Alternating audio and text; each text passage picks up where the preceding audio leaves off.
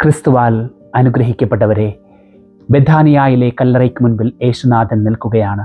തൻ്റെ പ്രിയ സ്നേഹിതനായിട്ടുള്ള ലാസറിൻ്റെ ശവകുടീരത്തിൻ്റെ മുൻപിൽ നിൽക്കുന്ന യേശുവിൻ്റെ മാനസികാവസ്ഥ കൃത്യമായിട്ട് യോഹന്നാൻ സുവിശേഷകൻ ചിത്രീകരിക്കുന്നുണ്ട്. യേശുനാഥൻ്റെ മാനസികാവസ്ഥ എന്ന് പറയുന്നത് ഒരു തരത്തിലുള്ള വൈകാരികമായിട്ടുള്ള അസ്വസ്ഥതയായിരുന്നു. ചില കമൻറ്റേറ്റേഴ്സ് അതിന് പറയുന്നത് യേശുവിൻ്റെ ക്രോധം എന്ന് തന്നെയാണ്. എന്തുകൊണ്ടാണ് യേശുനാഥന് ക്രോധമുണ്ടാകുന്നത്? കാരണം എന്ന് പറയുന്നത് ദൈവത്തിൻ്റെ യഥാർത്ഥമായിട്ടുള്ള പദ്ധതിയുടെ ഭാഗമായിരുന്നില്ല മനുഷ്യൻ്റെ മരണമെന്ന് പറയുന്നത്.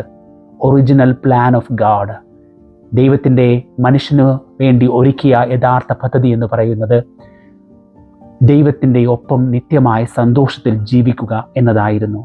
എന്നാൽ മനുഷ്യൻ്റെ തന്നെ പാപം മൂലം ആണ് ഈ മരണം ലോകത്തിലേക്ക് കടന്നു വന്നത്. നാം സുവിശേഷത്തിലൂടെ കടന്നു പോകുമ്പോൾ വീണ്ടും നാം കാണുന്നുണ്ട് യേശു കരയുന്നു എന്ന്.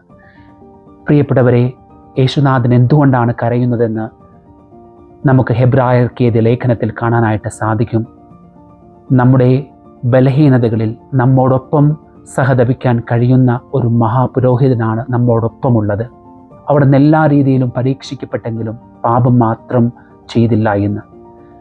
പ്രിയ സഹോദരങ്ങളെ, യേശുനാഥൻ്റെ വിലാപം എന്ന് പറയുന്നത് മറ്റുള്ളവരുടെ വിലാപത്തിൽ നിന്ന് തികച്ചും വ്യത്യസ്തമാണ്. ലാസറിൻ്റെ സഹോദരിമാരും ജനങ്ങളും കരഞ്ഞതെന്ന് പറയുന്നത് ഒരു ആചാരപരമായിട്ടുള്ള ഒരു വിലാപമായിരുന്നു.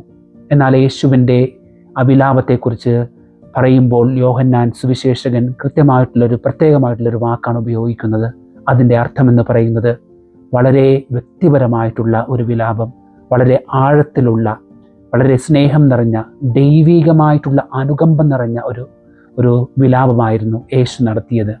കാരണം മനുഷ്യൻ്റെ വേദന എന്താണെന്ന് കൃത്യമായിട്ട് നാം നമ്മുടെ വേദനകളിലൂടെ കടന്നു പോകുമ്പോൾ മനസ്സിലാക്കേണ്ടത്, നമ്മുടെ വേദന കൃത്യമായിട്ട് അതേ തീവ്രതയിൽ തന്നെ മനസ്സിലാക്കാൻ കഴിവുള്ള ഒരു ദൈവമാണ് നമ്മോടൊപ്പമുള്ളത്. പ്രിയ സഹോദരങ്ങളെ, ലാസറിൻ്റെ ശവകുടീരത്തിൻ്റെ മുൻപിൽ വെച്ച് യേശുനാഥൻ വിളിച്ചു പറയുകയാണ്, ലാസറെ പുറത്തു വരിക എന്ന്. ഇതുപോലെ നമ്മുടെ മുൻപിലും നിന്നുകൊണ്ട് യേശുനാഥൻ വിളിച്ചു പറയുന്നുണ്ട്, നിൻ്റെ ദുശീലങ്ങളിൽ നിന്ന്, നിൻ്റെ പാപാവസ്ഥയിൽ നിന്ന്, നിൻ്റെ വിഷമങ്ങളിൽ നിന്ന് നീ പുറത്തു വരുവാനായിട്ട്, കല്ല് നീക്കി പുറത്തു വരുവാനായിട്ട് സന്നദ്ധമാണെങ്കിൽ ദൈവത്തിൻ്റെ മഹത്വം നാം തീർച്ചയായിട്ടും കാണുക തന്നെ ചെയ്യും. അതിനാൽ ദൈവത്തിൻ്റെ യഥാർത്ഥമായിട്ടുള്ള പദ്ധതി, ഒറിജിനൽ പ്ലാനിലേക്കുള്ള ഒരു ക്ഷണമാണ് നമുക്കിന്ന് ലഭിക്കുന്നത്. ആ ക്ഷണം സ്വീകരിച്ചുകൊണ്ട് നമുക്ക് പാപരഹിതരായി ജീവിക്കാൻ ശ്രമിക്കാം. ദൈവം നമ്മെ അനുഗ്രഹിക്കട്ടെ.